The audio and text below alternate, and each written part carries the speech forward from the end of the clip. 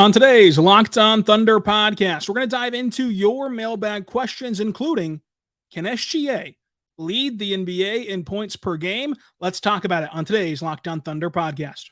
You are Locked On Thunder, your daily Oklahoma City Thunder podcast. Part of the Locked On Podcast Network, your team every day.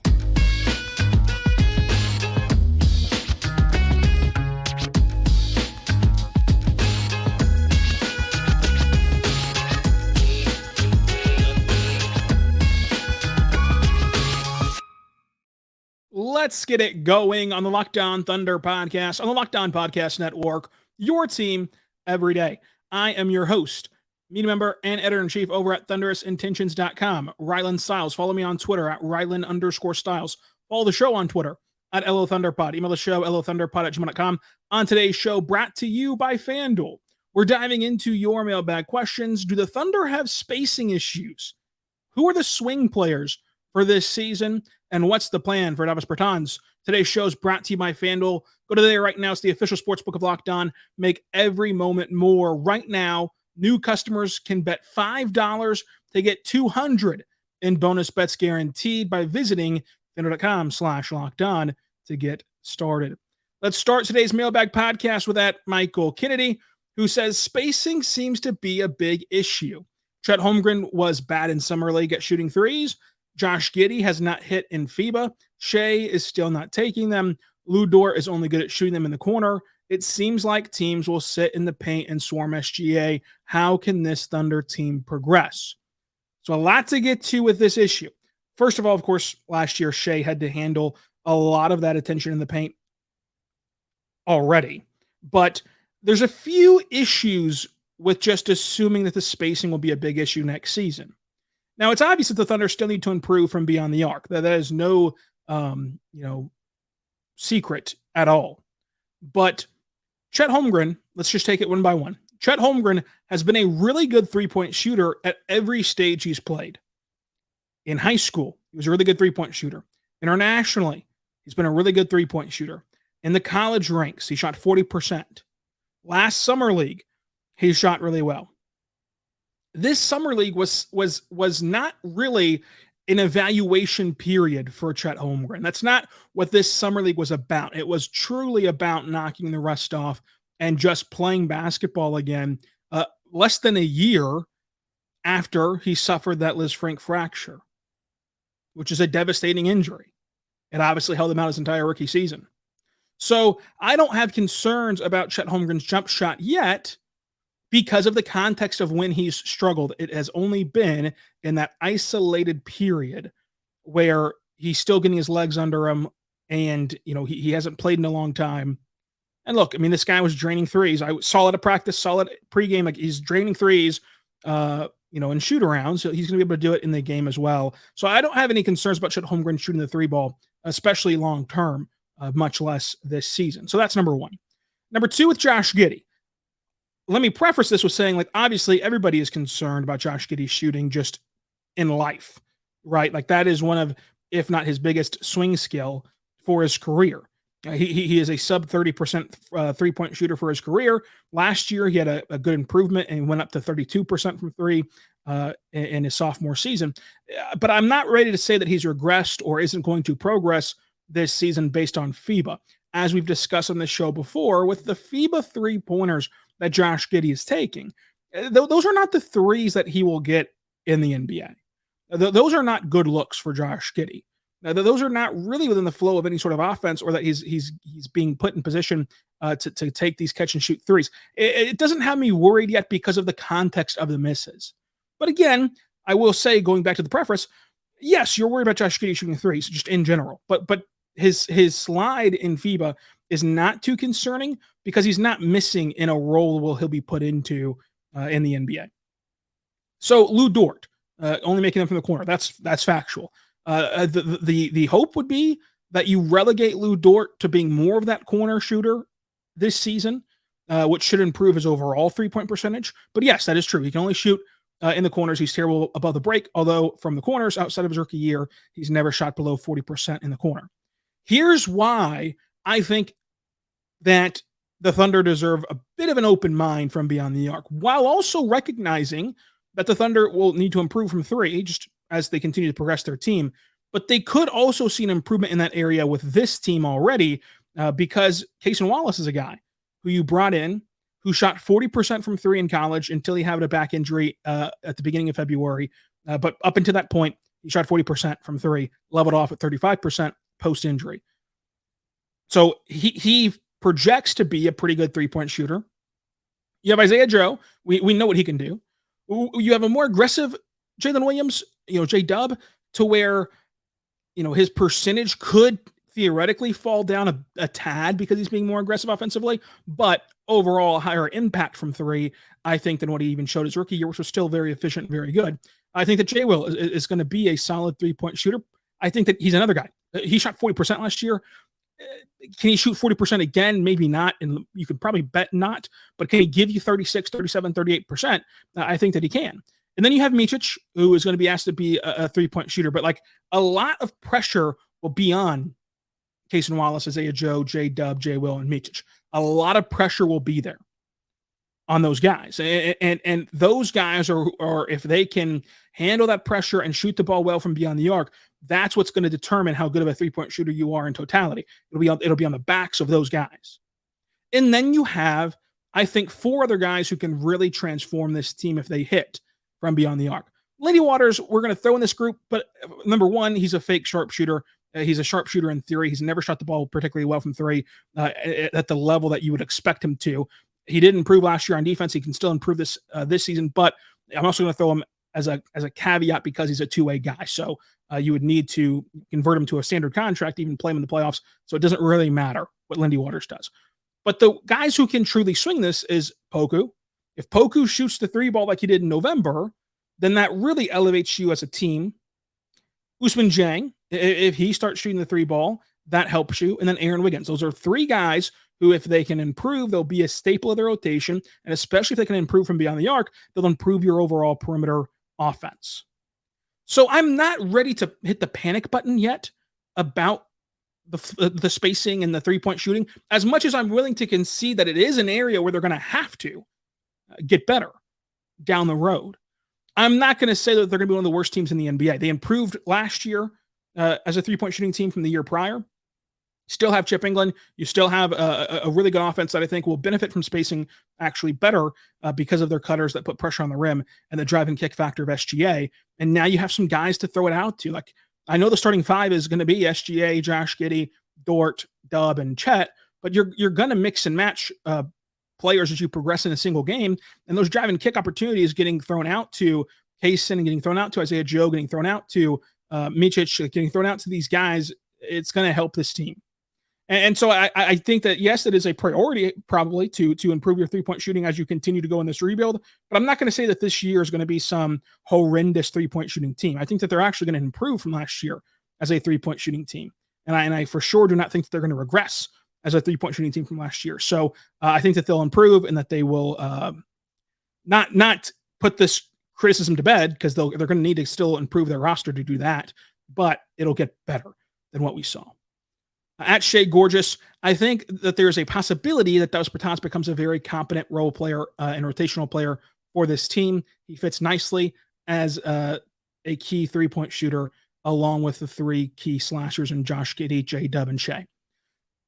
This is a tough question to tackle in the sense of your theory, the basis of it is correct. Bertans' skill set offensively really complements the Thunder and complements how they play. There's a few issues, though. Number one, I think that you can realistically only get away with playing Bertans and having a good taste in your mouth after the game 10 to 12 minutes in a game because of that defensive liability issue with him. And you have a coach who doesn't particularly care for players who have bad defense and doesn't like to go to guys in any amount of time that play poor defense. So those two things are conflicting. But 10 to 12 minutes a night, do you consider that a key piece in the rotation? Do you not consider that a key piece? He can get hot from three and really help you. Like you can put him in to a game in a 10-minute segment and he pops off 3 threes, and that can be the difference in winning and losing that night. My biggest thing with why I would push back on this just a tad is because while you're correct, if we were just going to play a play now game of 2K, right? If we're going to sit down and play 2K with each other, not even caring at all about the real life version of basketball, he does complement the Thunder well, and he does fit in, and I put him in my rotation when 2K drops in a couple of days. The thing is, though, the Thunder are going to have to play him in less than 75% of games this year. No matter how good he is, even if he turns into a really, really good player for the Thunder, you're not going to play him over 75% of games because you want to be able to cut him at the end of next season for $5 million, or you want to be able to use him as a contract to trade and give that team the opportunity to do so next season. Financially, you're just going to not play him, in over 75% of games. So you have to manage that as well and manage how you use him in terms of percentage of games played. So all of that to say, as a pure basketball player, I think he can fit into what Muscala did, what Saric did, but there are some other qualifiers to why maybe he won't play every single night, why maybe he'll be in and out of the rotation, and why maybe we'll see if he even becomes a factor in Oklahoma City. This is a guy that hasn't particularly liked to take a back seat and to be a team player, so to say, in reduced roles. Is that attitude or mantra going to change with this Thunder team? We've seen it done before with other guys that the Thunder brought in who had that tag on them that all of a sudden in OKC they played nice. We've seen that done before. Will it be done again with Davis Bertans? We haven't really gotten the answer to that yet, and we won't for about a month or so. So it'll be interesting to see, though. And again, I think that basketball-wise, you're correct, but there's some other factors in this as well. So we're going to get into more of your questions coming up, including ranking scenarios from most to least likely to happen this upcoming season. But first, I want to tell you right now, our good friends over at FanDuel, FanDuel.com/lockedon. Go there right now, and you can turn $5 into $200. This is a great deal. Football season's back. College football starts this week. It started on Thursday. It started last week, really, but still, full slate this week. You're all locked in. You got the Pokes playing, the Sooners playing, the Jayhawkers are playing on Friday. Shout out to Jalen Daniels. Now, you can go to FanDuel.com/lockedon. FanDuel.com/lockedon. You can make a $5 bet, and whenever you do as a new customer, you're going to get $200 in bonus bets guaranteed. That's $200 in bonus bets guaranteed. Here's the thing, though.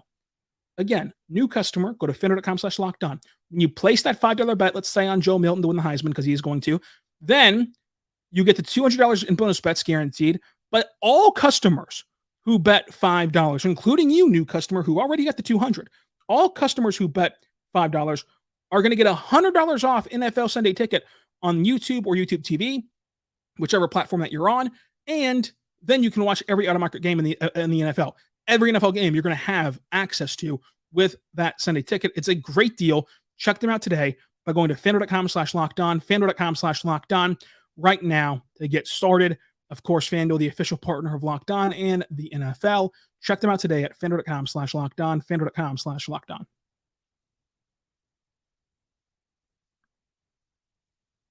We're back on the Locked On Thunder podcast, on the Locked On Podcast Network, your team every day. Thank you so much for making us your first listen every single morning, every single day. We're here for you, talking Thunder basketball, discussing your mailbag questions on today's show. We're going to be recapping a intense second round of this FIBA World Cup. You're going to have Luka taking on Josh Giddey this morning, which will be fantastic theater to follow along with. And you had Luka calling Josh Giddey a great player prior to this game tipping off. So let's see how those go at it. Of course, the other storyline, Josh Green, his teammate guarding Luka, will be fun. That's going to be a great game. Then you have Team Canada looking to continue to dominate things in the FIBA World Cup. So it's going to be a great day of basketball.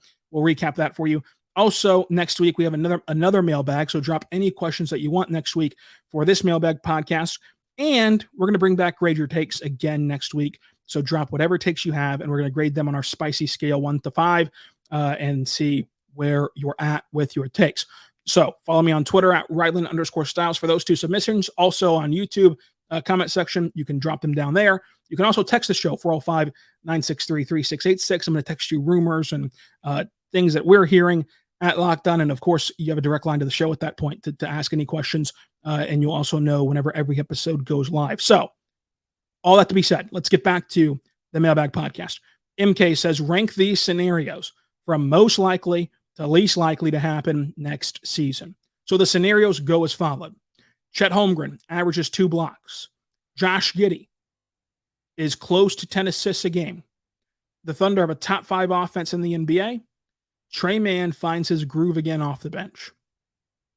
So the most likely thing to happen on that list, I think, is Chet Holmgren averaging 2 blocks.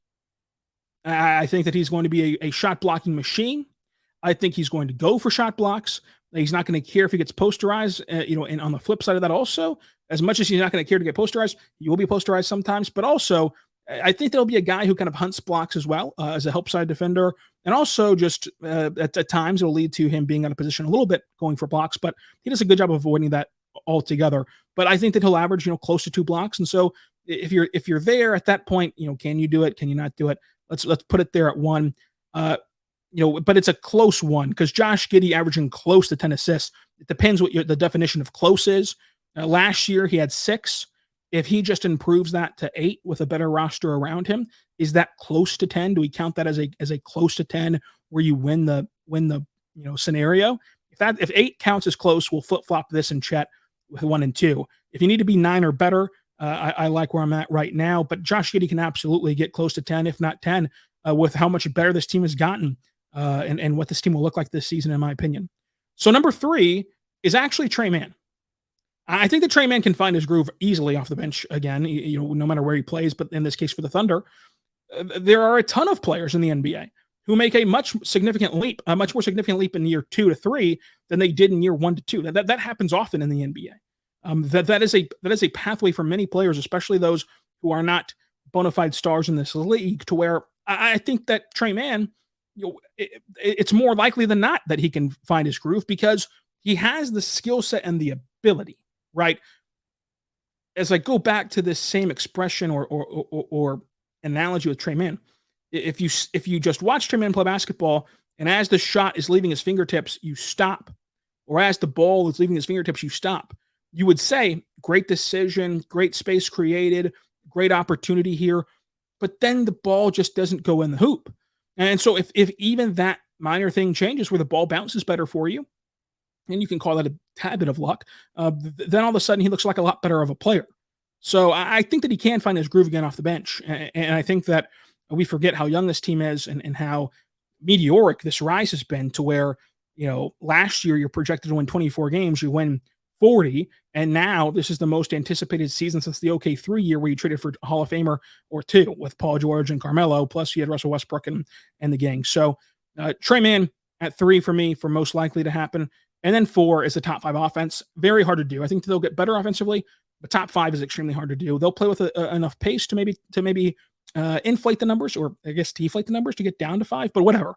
To help their offensive numbers, they'll play with enough pace in the regular season to get close-ish, but top 5 is just a hurdle a bit offensively. If this was top 5 defense, I'd put that 1, honestly, but offense, I'll put it 4. At Walmart Woj, by the end of his rookie season, by the end of this upcoming season, will we be saying that Chet is a better defender than Nick Claxton, Rudy Gobert, Brook Lopez? So better defender, again, defender, not better player, not better contract, not better long-term, better defender. I think that Rudy will still be a better defender than him. I think that Rudy Gobert will still be a better defender than Chet Holmgren. I think that Chet will still be better than Nick Claxton defensively. So I have him less than Rudy Gobert, but better than Nick Claxton. My thing with Brook Lopez is, how are we defining a better defender? In the sense of, I don't think that Chet Holmgren will be a worse defender than Brook Lopez. I think that they can be pretty even. Maybe Chet can edge him out, but let's just say for the sake of argument that they'll be fairly even. And if they're even, is Chet leaving? Where if they're even, if they're even, do you factor in the fact that Chet's so much younger that you'd rather have Chet than Lopez? So I think they can be better than 2 of the 3. And I'd say it'd be better than Claxton and Brook Lopez. But Rudy Gobert is a really special defender for all the other stuff that happens with Rudy Gobert. He's a very special defender. And I'm not sure that rookie Chet can get there this season. I think that the long term, we can have another discussion. But this season, I think that Rudy Gobert will still be a better defender than Chet Holmgren. And then Walmart Woj asks, can Shai lead the NBA in points per game this season? He was only 1.7 points per game off of last year. So yes, he absolutely can. And can is different than will. He can lead the NBA in points per game this year. I think that his life gets easier with the Chet Holmgren edition. with J-Dub being more comfortable being aggressive offensively, with Josh Giddey, you see him improving as a guy who gets to the free throw line and a guy who takes more free throws and also punishes smaller matchups going to the rim. And so you see him getting more comfortable scoring the ball.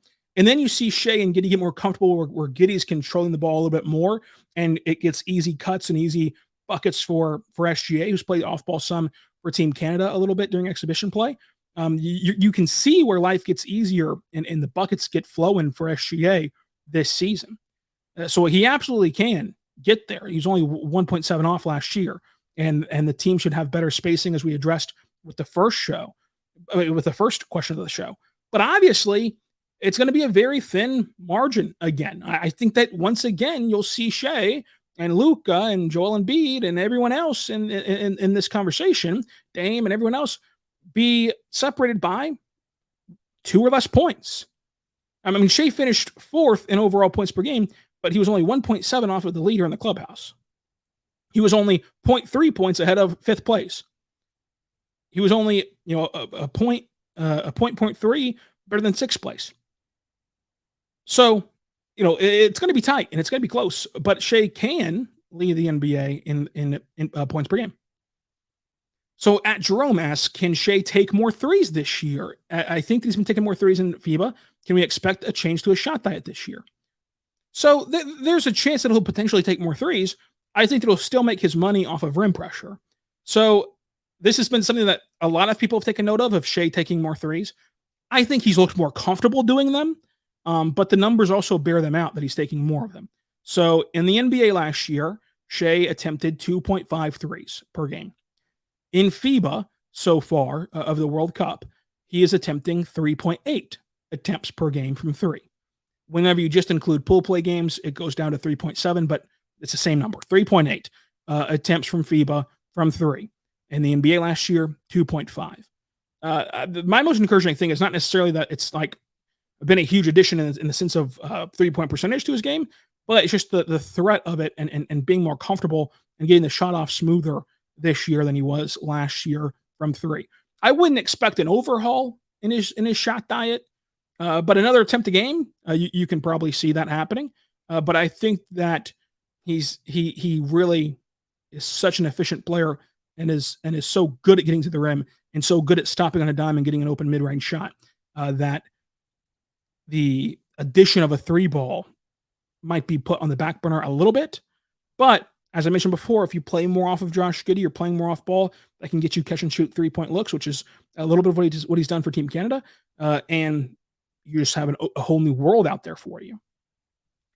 So that's where I'm at with SGA and his 3-point attempts.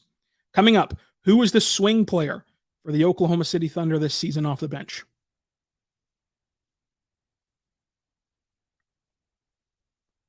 We're back on the Locked On Thunder podcast, on the Locked On Podcast Network. Your team every day. Thank you so much for making us your first listen every single morning, every single day. We're here for you talking Thunder basketball. Triple Double asks, which bench player do you think has to perform the best in order to have the best possible season? So if Usman Jang plays to his potential, plays to his ceiling, it completely changes the season that the Thunder are going to have. At that point, you would have a 6'11" versatile defender who's a good 3-point shooter, who's a good playmaker, who's great at the rim, and a really valuable cutter, and a guy who we saw last season have a possession where he bullied Steph Curry on the perimeter and didn't get blown by, didn't get step backed on or anything else. He held his own against Steph Curry in certain moments. If he hits that ceiling and can play that for a longer stretch of games and a longer stretch in games, and of course is playing at that level that you drafted him at, in the lottery last, a draft ago, at that point, it changes what you can do. It changes what you can do in the sense of your depth on your lineup, obviously, but it also changes what you can do in the sense of mixing and matching like starters. Like if you can tell me that you have a 6'11" guy who can defend 1 through 5 in a pinch, who can shoot the 3 ball really well, who can play make and run the break for you and rebound, who can be a good cutter and a great rim finisher, you have that guy, and you're starting to describe the perfect power forward next to Chet Holmgren. And then you slide up J-Dub to the 3, And then you have Giddey at the 2, and then you have Shai at the 1, and you have this ultra lengthy, ultra talented lineup. And that might not necessarily start games for you, but it'll eventually be played if Usman Jang is at his potential next year. It'll eventually be a lineup that you rely on a little bit in the course of a game, to where that gets really scary for other teams. So what it does for you and how it unlocks, Mark's ability to go through the Rolodex of players, if Usman Jang can play even close to his ceiling, which are all those things we listed out, then that does make your season the best possible season it can be next year, in my opinion. Who is Justin Kaz asked, how are you liking the FIBA refs? Would you like it in the regular season?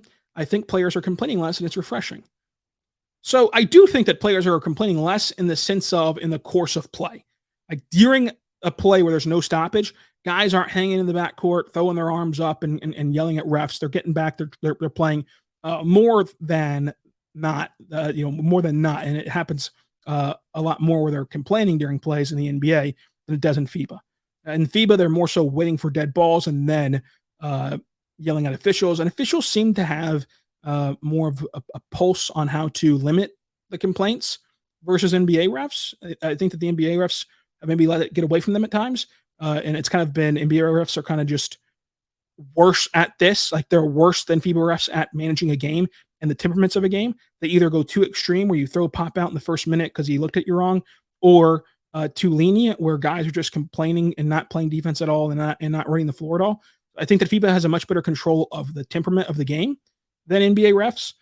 But I think that in the terms of just actual officiating is really hard. And especially with the best, most elite athletes in the world, it's hard to get every single call right. And there has been some big mistakes from FIBA refs, just like there's big mistakes from NBA refs. And so like night in and night out, if you're watching FIBA guys officiate games every single night for over 82 games for every single team, you would find flaws in them just as you found flaws in NBA refs. But ultimately, they're both really, really good at their job. It's just an incredibly hard job to do.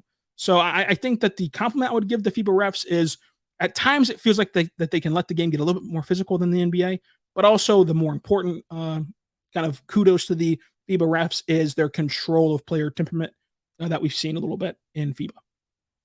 I need your help on this one in the comments as well. At GetMoney405, compare OKC players to superheroes.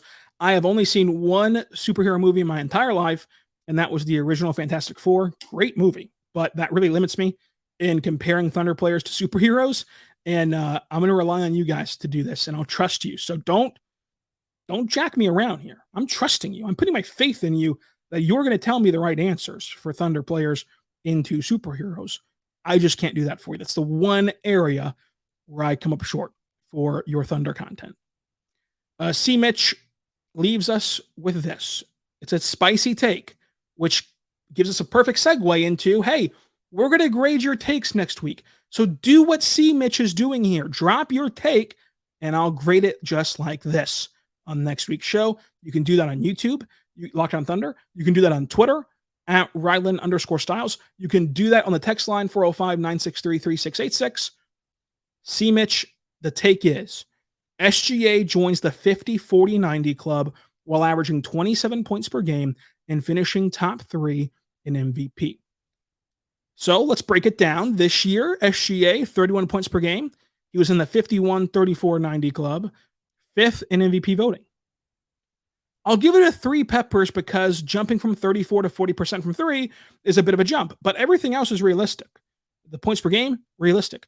He was 5th in MVP voting last year, and the Thunder could stand to have another, 5, 6, 7 win total jump, and that'll all be on the back of SGA to where if he can hit 40% from 3 and the Thunder play up to where they're winning, 6 or 7 more games than they did last year at 40, then yes, Shai will absolutely be top 3 in MVP voting.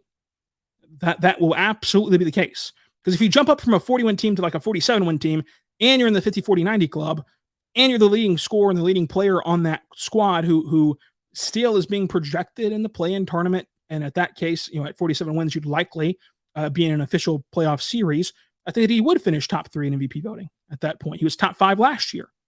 So that's my grade. 3 peppers out of 5. 5 being in the most outlandish take I've ever heard. 1 being really just calm take. This is 3, but just because the 3-point percentage, it'll be hard to get to 40. But he was close. He was close last year. So leave more like this on Twitter and in the comment section down below. We're going to be back to recap FIBA games and also next week with another mailbag, another grade your take, and everything else we're going to talk about with Thunder content. So subscribe. Less than a month away, actually a month and a day away as you're hearing this from Media Day. So it'll be a lot of fun. Until tomorrow, be good and be good to one another.